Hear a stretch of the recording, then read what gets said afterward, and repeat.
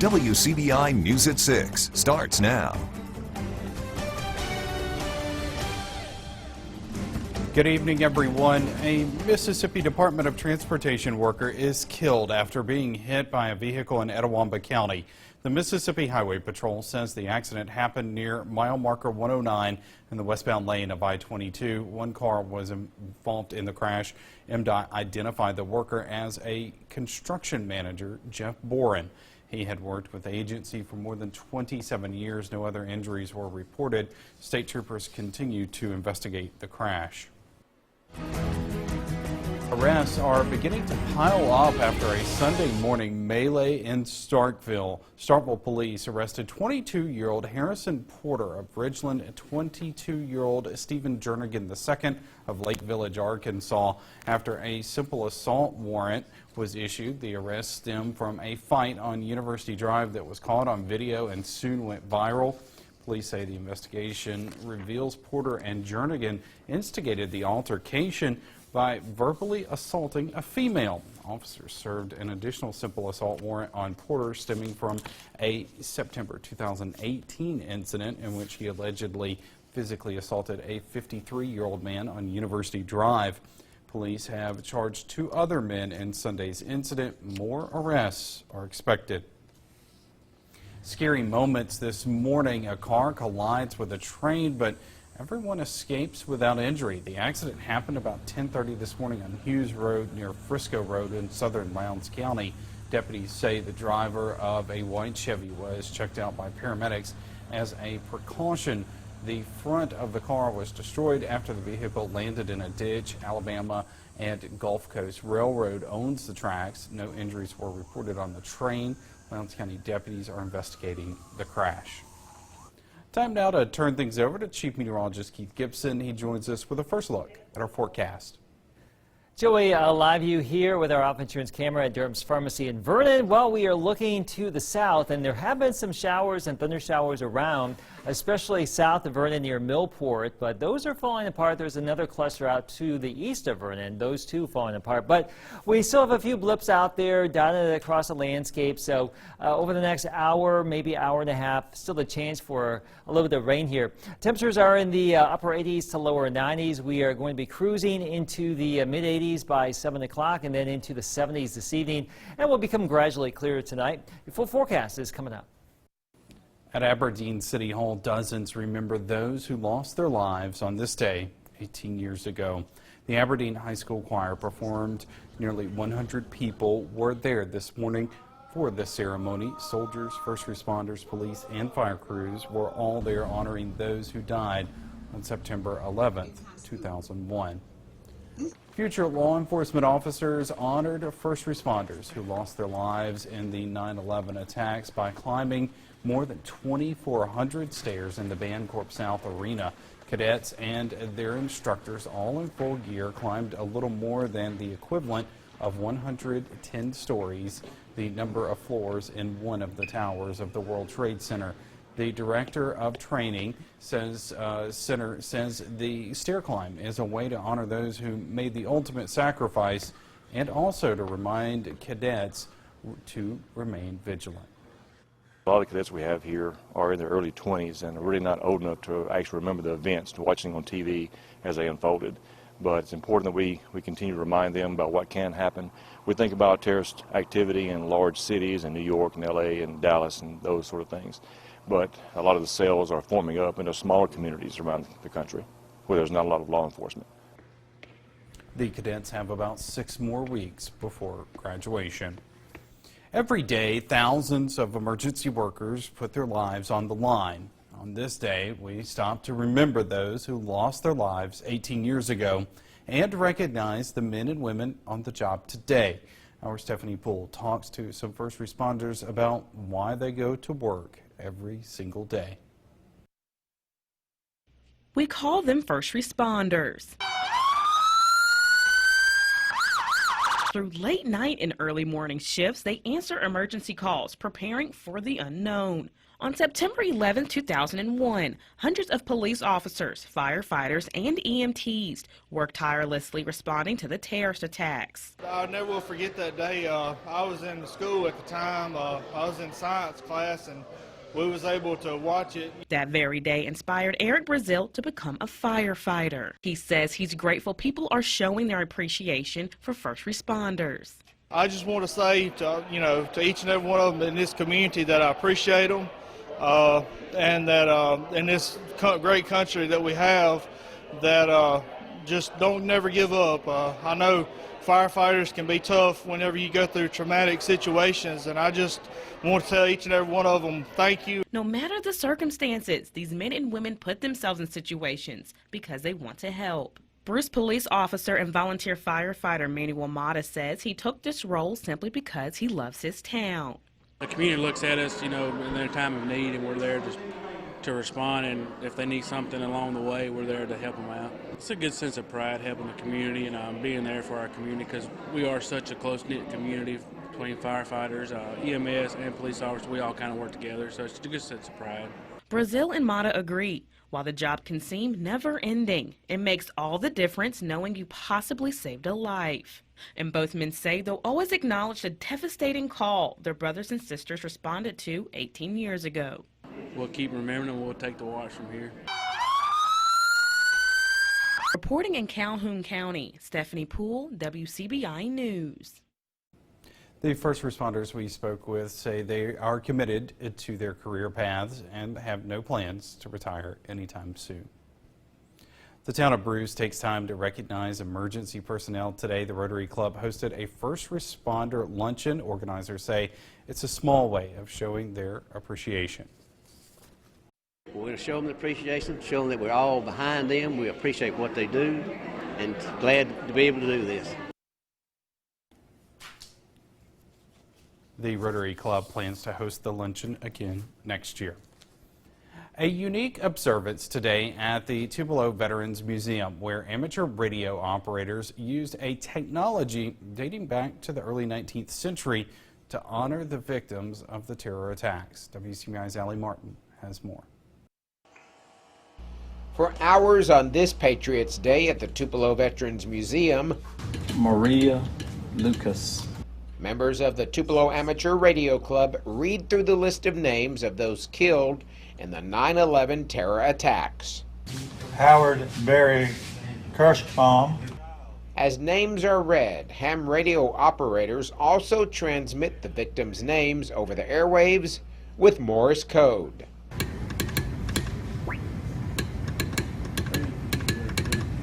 This is the first time the radio club has used audio and Morse code to remember the 9/11 victims. It's one of the very fundamental languages, so to speak. Alan Sudduth is part of the group of radio operators, or hams, who meet weekly at the Veterans Museum. He says it is an honor to be able to pay tribute to 9/11 victims. And the thing about it is that so many people lost their lives in that one instance, and we don't need to forget the people that lost their lives there. For Sudduth and countless others, the events of September 11th, 2001 are forever etched in their memories. But some people, like Tupelo resident Ann Bizette, have a personal connection to the victims. Her cousin, Leo Russell Keene III, worked as an equities analyst for a financial firm in the South Tower. He was stuck in an elevator when the tower collapsed. Bizette says the unique observance using ham radios helps ensure her cousin and nearly 3,000 others aren't forgotten. It means the world to me that they did this. It's just such an honor for them to do it. We are transmitting the names of the deceased at 9/11. We will never forget. In Tupelo, Allie Martin, WCBI News. Members of the Tupelo Amateur Radio Club hope to make the 9/11 observance an annual event. Well, how can you get a classroom full of fourth graders on the same page in math? Well, our Educator of the Week sums it up when we come back. Welcome back, everyone. If you can recite it, you can solve it. That's the approach our Educator of the Week takes when teaching multiplication to her fourth graders. Those chants are what you'll hear every day. 2 times 20 was 24. All right. Jerlon Shelton's class at Southside Elementary. Shelton is also teaching her students social skills. They have to turn to their neighbors and explain each math term. But the person who nominated her isn't exactly a neighbor. Anyone that's married to a teacher probably can say that we bring stuff home, we bring our job home to the household. Yeah. So he's heard and seen probably every paper. He's heard every story I bring home about my students. They see you enjoying what you're doing, they're going to enjoy math. And I really love teaching math. To nominate your favorite teacher, visit WCBI.com. Here's our Louisville, Mississippi time-lapse from this afternoon. You can see some clouds and some isolated showers with those clouds drifting around the landscape there. We will stay hot going into the weekend. The full forecast is next. WCBI's Educator of the Week is brought to you by Food Giant, where your neighbors are the owners. Your WCBI First Alert AccuWeather forecast with Chief Meteorologist Keith Gibson. All right, the question of the day, what season is it? Is it sweet tea season or is it pumpkin spice latte season? That's the big question. It's hard to tell. We are into September, so you're craving pumpkin, I'm sure, but right now we're craving anything cold with temperatures still in the low to mid-90s right now. Tupelo 94, the heat index of 97. It feels like 100 at GTR Airport. Now, these are not unprecedented temperatures for this time of year, but it's still pretty warm, and a lot of us thinking about fall, but fall's not coming down here anytime soon. Most of the Deep South ensconced in the heat and humidity. You have to really go up to the north, the northern Rockies, Canada, to see some of those fall-like temperatures. Now, we still have some isolated showers and thunder showers around, a little cluster in and around Noxubee County, some brief downpours. We've been watching a batch over here really evaporate in parts of southern Lamar County and northwestern Pickens County, Alabama, and also out towards New Albany, too. That activity quickly falling apart. But still can't rule out an isolated shower over the next hour or so. The sun goes down just after 7 o'clock, about 7:08 or something like that in general. And by that point in time and thereafter, we should be pretty quiet. The future will be hot. For tomorrow, your Thursday, we are still expecting highs in the mid-90s today, 94, 95, 96. Same story tomorrow and Friday, too. Probably Saturday as well. Your heat index will likely be into the low 100s for the next couple of days as well. So this is just what we've been accustomed to, and it will just keep on going. Rain chances pretty minuscule tomorrow and Friday, maybe 20% Saturday. There's a weak frontal boundary coming on in here, and then we're going to boost those rain chances going into next week, as this little feature down there in the Bahamas has a chance of at least some development. It's not guaranteed, but that moisture is coming back to the northwest, and that disturbance is going to go somewhere, maybe to Georgia, maybe to Alabama, maybe here. So we'll be watching out for that as we go throughout the coming days here. Still has the potential to organize into an actual tropical entity. At this point, we are just watching it, but it could give us some cooler temperatures and some higher rain opportunities by late in the weekend and early next week. And those of you sick and tired of the heat, the high heat, that's our next best hope for any cooler temperatures around here. The trade-off would come with some higher rain chances. Joey? All right, thanks, Keith. A pair of young Feds are dominating the volleyball court. WCBI's Athlete of the Week is up next in sports. Your WCBI Sports with Courtney Robb is brought to you by your local Ford dealers. Go further.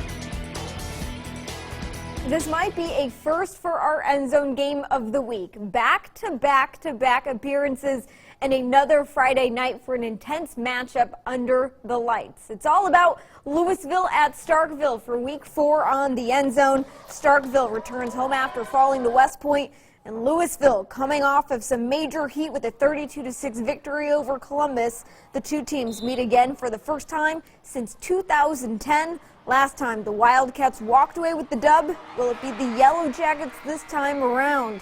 We'll be live from Starkville Friday to get you ready for another week of the End Zone. WCBI's Player of the Week belongs to a dynamic duo on the volleyball court. Caledonia volleyball hitter Tori Brooks and libero Maddie Suggs have played a big part in the Fed's current 11-3 record. As an all-state all-star, Brooks leads the team in kills with 109, while Suggs, as the defensive anchor, leads the Feds with 185 digs so far this season. The two have even played together since the 5th grade in softball. Both are excited that their hard work isn't going unnoticed. It feels pretty good because I've been working like my whole entire career since 7th grade, because I've been on teams with people who have gotten it, and I'm pretty sure my brother got it too, so it's pretty cool to get it, following his steps with it. I'm just proud of the success we've made this far, and I couldn't have got anywhere without the team and our coach who we have to push us. It feels good because out of all the athletes, me and Maddie got picked, and we work really hard and we love what we do, and we just try to play smart and play hard. Caledonia is currently ranked number 14 in the state. The Bulldogs staying home in Starkville to host Kansas State on Saturday for the two's 3rd ever meeting. One of those matchups being just last year in Manhattan, Kansas. And you cannot mention that game without mentioning junior running back Kylan Hill. In that last matchup against the Wildcats, Hill led the ground attack with 211 yards on 17 carries to help MSU get the 31-10 road victory. It was a day to remember for the Columbus native, but he gave all of the credit to his offensive line. The work of my O-linemen, they get all the grunt work. They put in the work in the film room. I just follow my lead blocking, and just get the job done. I ain't gonna say the same defense. They still got the same style, but they players, they run to the ball, they passing it. They got a great defense, they got a great player, so it's gonna be a challenge. Both Mississippi State and Ole Miss rocking another round of those home matchups this weekend. And if you're not going, here's how you can tune in and watch. The Bulldogs kick off bright and early, 11 a.m. So kick off your day with some Bulldogs versus the Wildcats action. That will be available to watch over on ESPN. Ole Miss hosting Southeastern Louisiana. The Rebels get started a little bit later in the day. 3 p.m. is kickoff against the Lions. That's on the SEC Network alternate channel, which can also be watched online using the ESPN streaming service. And tune in later to catch the highlights from both Oxford and Starkville on WCBI Sports. Week 3 of the JUCO season is underway Thursday night. Itawamba Community College heads to East Mississippi. The 6th-ranked Lions coming off a huge bounce-back victory, 49-15 from last week. The Indians, on the other hand, still looking for their first win. NEMCC is at Coahoma as well. That's it for Sports Beat. Last of your weather is after the break. Staying pretty warm here for Thursday, Friday, and Saturday. Mid-90s in most spots. Limited chances for rain. Now, we are advertising some higher rain opportunities early next week and some cooler temperatures. That's assuming that little tropical entity finds its way up here into our region. Not guaranteed, something we'll continue to watch, but if you're tired of the heat, maybe a chance of some cooler temps. Definitely looking forward to that. All right, thanks, Pete. Thank you for joining us, everyone. Have a good night.